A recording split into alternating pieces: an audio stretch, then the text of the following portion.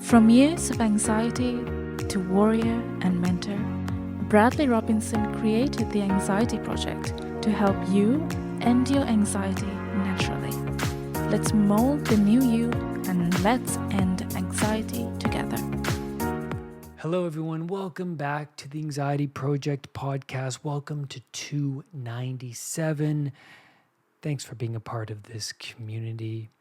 As we explore today round chaos, what this means symbolically, I'm very much interested in Carl Jung's work, Eric Neumann's work, Jordan Peterson's work, Jean Piaget.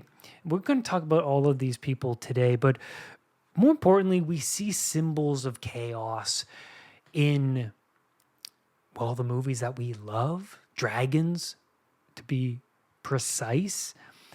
And this greatly links to our anxiety because we go see a movie and the hero confronts the dragon, confronts the unknown, and it clicks. And we go, oh, that makes sense. I get that.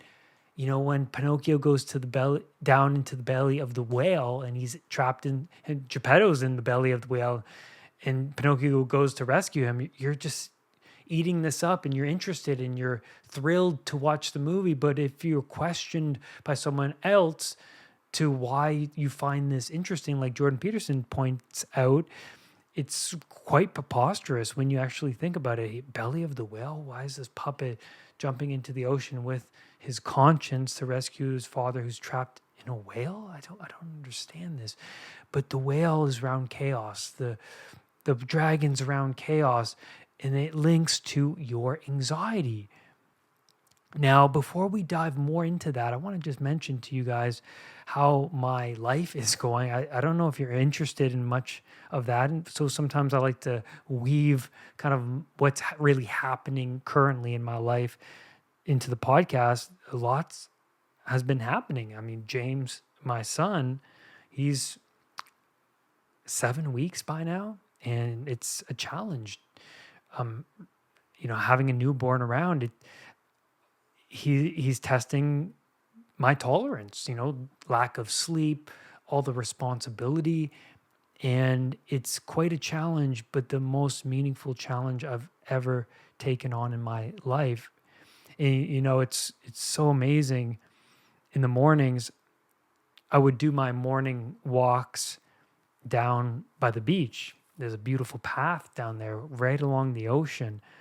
And now I'm taking my son down there, and I have this harness on, and I strap him in there, and he falls asleep instantly. But it's great because I get to do my morning walk, and he's joining me at the same time. So I feel like my life is so enhanced now. The morning walks were great by myself, but now with him, it's on like a whole different level. There's nothing like it in the world. And I'm so grateful that he's a healthy, beautiful baby. And Maggie is one resilient mother. She has patience that I wish I had. And she's up most of the night taking care of him. And I do my part, but,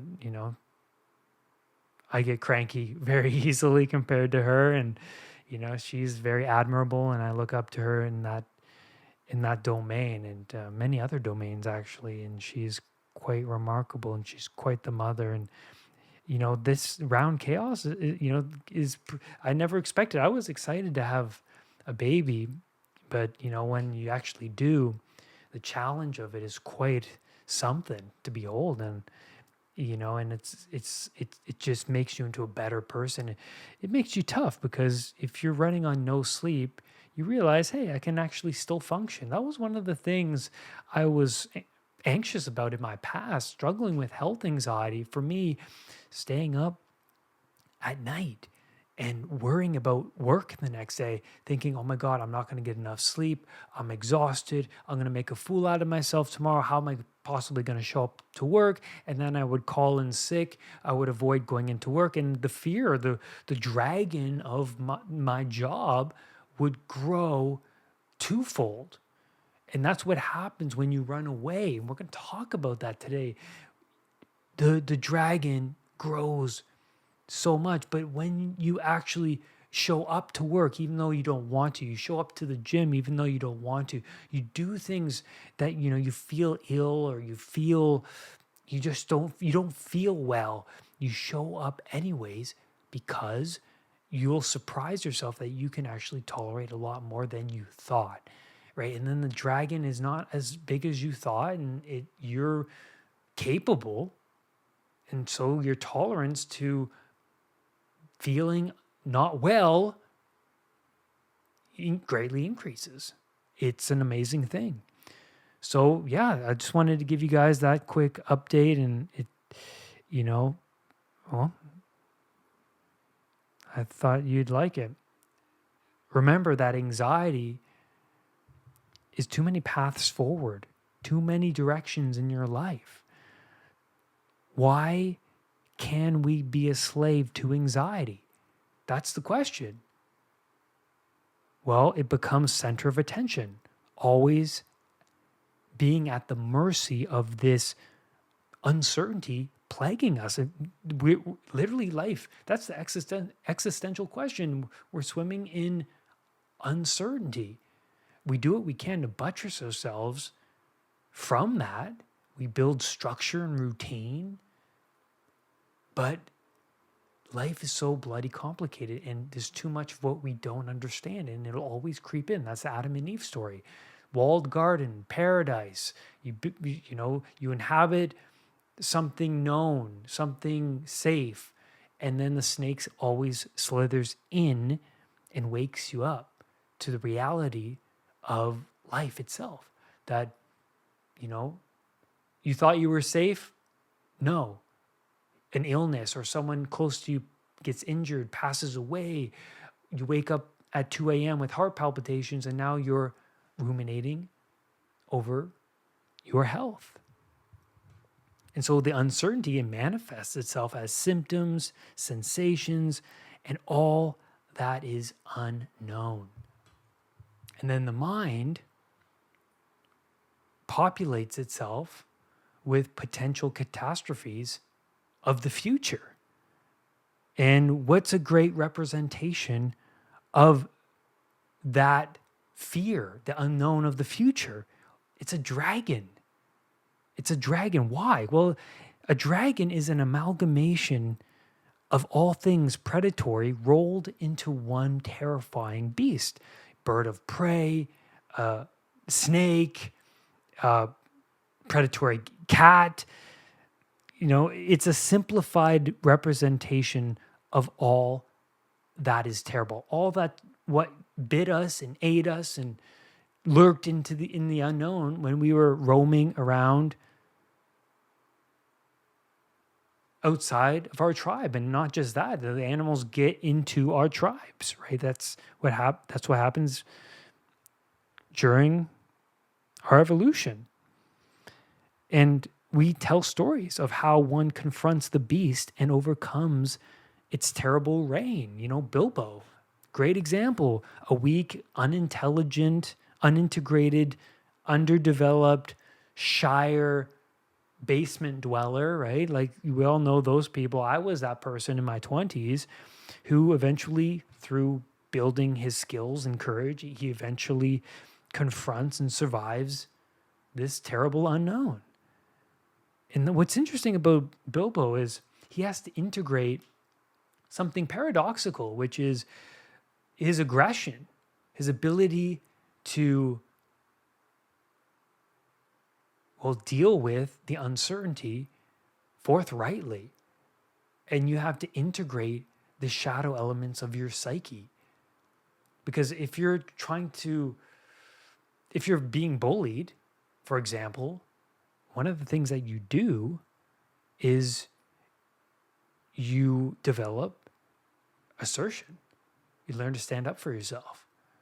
And that's going to be a side of yourself that you're not going to particularly like. You're going to feel like a bad person. A lot of the time, people feel like they can't express themselves in that way because, I don't want to be a bad person.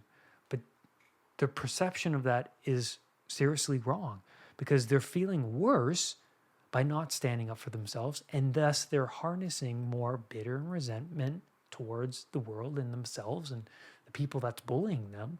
And that leads into serious danger, because that can lead you into doing something that you will surely regret in your life. You could do something really horrific and surprise yourself unless you stop the, what would you say?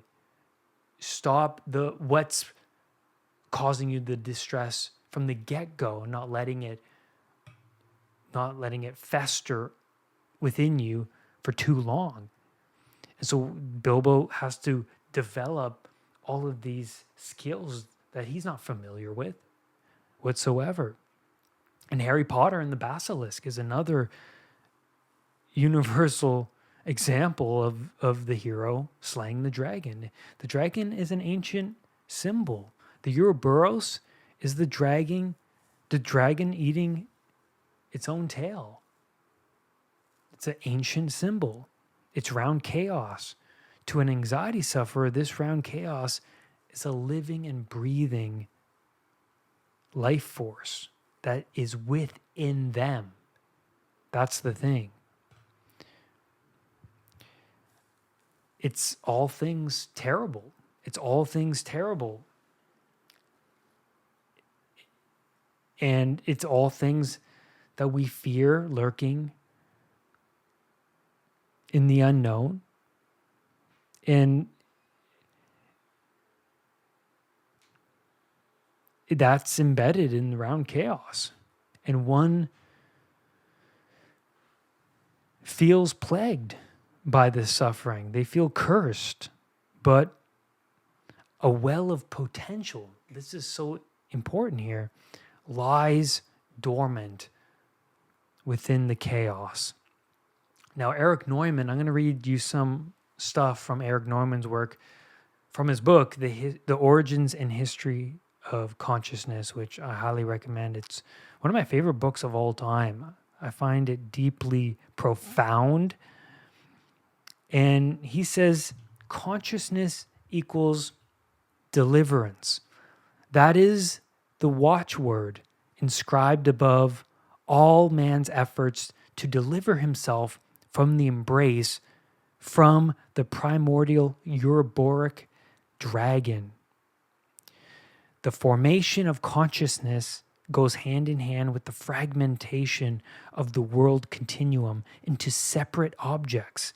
Then the hero, swallowed by the dragon, consumed by the Great Mother, taken back into unconsciousness, cuts out its heart and eats it, therefore taking into himself the essence, so the lessons and the wisdom of this object. That's what the hero does when he confronts the dragon. Bilbo incorporates all of the wisdom, all of the skills onto himself. He's a different person. You literally become a different person when you confront the fears of your life. They no longer plague you. They no longer torment you. Look at the Harry Potter series. The Dementors are a great example of fear itself.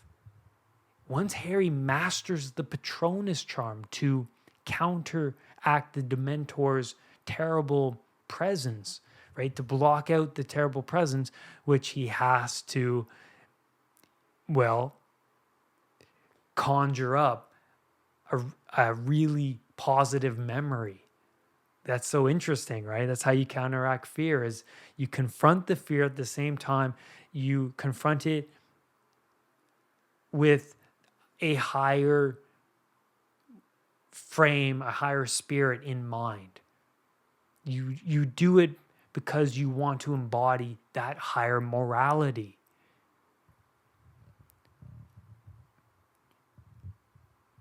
So going back to Neumann, he says, the hero cuts out its heart and eats it, therefore taking into himself the essence of this object, and then maintains consciousness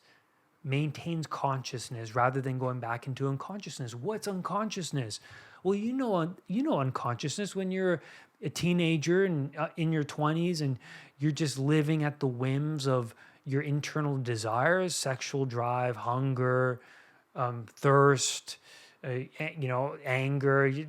These things aren't properly incorporated. You're all over the place. That unconsciousness is being awake. A lot of people are slapped and, forced into consciousness, well, by something tragic happening. It's like Siddhartha, the Buddha story. He goes outside of his walled kingdom and he sees the terrible reality of death and decay and aging, and it shocks him. He can't believe it. And so his mission, it was to explore that suffering so that it no longer plagues him, because he suffered from PTSD back in the kingdom. That's the funny thing, right? It'll plague you until you decide to examine the thing that is disturbing you, distressing you. I mean, like with a health anxiety sufferer, I always give this metaphor to my clients. Try going to bed with a snake underneath your refrigerator, knowing that there's a snake under there. Just try and go to bed.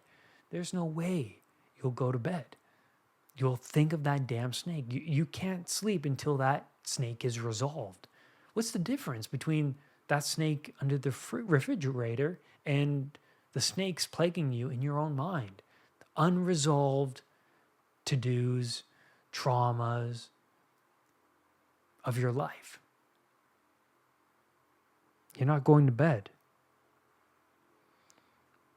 And so Neumann continues, the fear of being swallowed by the dragon is the fear of the return to unconsciousness. Yeah, we don't want to return back to the Peter Pan lifestyle we broke free of. We can't. That's Pinocchio returning home and Geppetto isn't there. Pinocchio, or Dumbledore leaving the school in book 5. The safety of your culture, what happens when it's gone? Well, you have to figure it out for yourself. One of the worst times in our lives is going to our parents with a serious problem and they don't know more about the situation than you do, and you're dumbfounded. You're like, oh my God, this must be, you'll fall into anxiety in no time flat. But that's the reality, is you get to a point in your life where you can't fall back on what you used to know. You have to go out. You have to go out and develop yourself. You have to find new role models. You have to develop skills. And you have to just face the things that you just don't want to face. Really, that's what happens. So, to recap, Neumann says the fear of being swallowed by the dragon is the fear of the return to unconsciousness, a regression that undoes the world of emancipation. So the question is, now that the anxiety sufferer is awakened to their vulnerabilities like Adam and Eve in the Garden of Eden and their mortality, and they are confronting the unknown, how do they proceed in prevailing over this terrible monster, over this chaos? Well, firstly, Neumann says rituals are useful in strengthening the conscious system, building a foundation on solid ground rather than continuing to live on a foundation built upon sand. The healthy identity rather than continuing to act out this unhealthy way of being. That's the health anxiety sufferer. They're suffering because they view themselves, they don't trust their body, and they don't view themselves as healthy whatsoever. And so what does a healthy person look like? You're going to have to embody that. You're going to have to shift your identity. It's a death and rebirth. The hero always goes through a death and rebirth. It's symbolic. Harry Potter does that. We see that. And all the heroes go through that. Let's understand that the reason round chaos is now between you and the freedom from the slavery of anxiety is because we cannot live in unconsciousness forever. We can't. We are not meant to. You will be awakened eventually. And if you're listening to this podcast, you already are awakened. You may be suffering, but that's awakening. That's being awakened. And our culture has fooled us in properly preparing us for the suffering of existence. That's just the reality of it. Because life is a continual struggle towards goals punctuated by brief periods of happiness. So to overcome suffering, you have to voluntarily seek it out. You have to act out the hero narrative. That's the golden snitch Harry is determined to catch. You're seeking out a meta truth. And it's so complicated to understand, but Piaget talked about that there's a higher morality rather than, instead of playing the micro game. So Harry's the seeker. He seeks out round chaos. He seeks out the golden snitch, the thing that glimmers and it flickers and it shoots across. And what happens when he catches it, he wins the entire game for the entire team. But then beneath that game, there's a micro game where people are shooting quaffles through the goals, and that's happening right below that game. So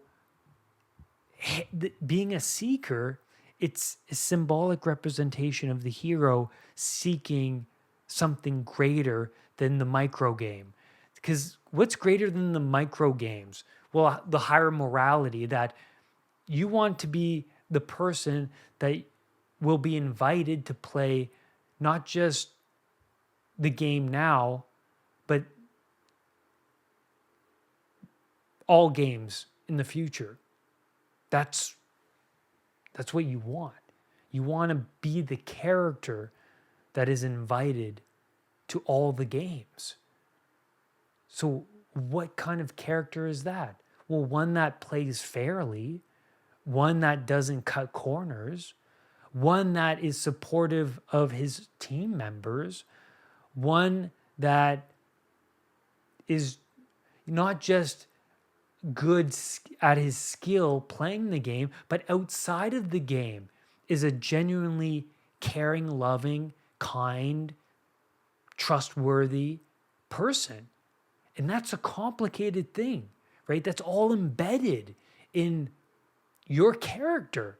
And that's the character Harry is embodying. That's why we go and read these books and we go to the movies and watch these things and love these things. It's because we want to be the best version of ourselves that we can be.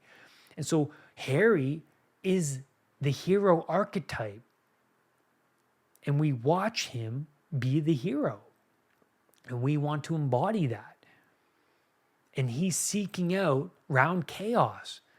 And because what's in round chaos? Like literally the snitch in the last book literally opens up and there's a resurrection stone, if I remember correctly, in that snitch. That's like what's in round chaos? A resurrection stone. What does that mean? Well, if you're properly oriented in your life, when you confront the unknown, you will be resurrected into, you will be a different person. You'll be a different person. That's what happens with Christ. He's resurrected. He's transcended the most terrible thing a human could possibly endure. And he's a different person. He transcended the suffering. That's what you can be. You, metaphorically speaking, that's what happens when you go out into the world and you confront your anxiety and you confront the panic attacks. You go into situations that cause you panic and you stay and you survive and you learn to ride the wave and you learn to trust your body, and you leave and you're like, man, that was hell. But at least I stayed and I rode the wave. And hey, man, at least I built some self-respect as a consequence. And so round chaos is that thing that glimmers, it flickers, it calls you out, right? Like the thing that you don't want to do, it plagues you, and you want to reach out and grab it, but it's tough. You can't. It's so elusive.